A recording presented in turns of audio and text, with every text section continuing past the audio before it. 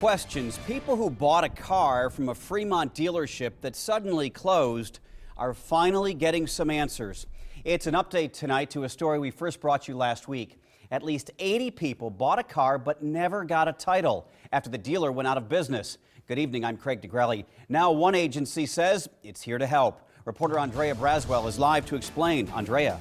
Yes, the Nebraska Motor Vehicle Industry Licensing Board says they're taking over those 80 cases. I spoke with a woman today who says she purchased a car from Seymour Auto in November and says she's fed up.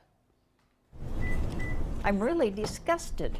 You know, I've got enough in my life at my age without them. Dee Chase says she's tired of Seymour Auto's broken promises. She says she's called several times and they keep telling her the title is on its way. I paid them in good faith. I expect them to do their part in good faith. But according to Chase, that never happened. Now the Nebraska Motor Vehicle Industry Licensing Board says they're taking over at least 80 similar cases. If you bought a vehicle from a licensed Nebraska dealer, that you have a right to that title, free and clear. Bill Jackson with the Motor Vehicle Industry Licensing Board says he's been in contact with the owner of Seymour Auto and he's been cooperating. It's a process that takes a little time, takes a little understanding on the behalf of the financial institutions, but we've been successful in the past. Jackson says the car titles are being held at financial institutions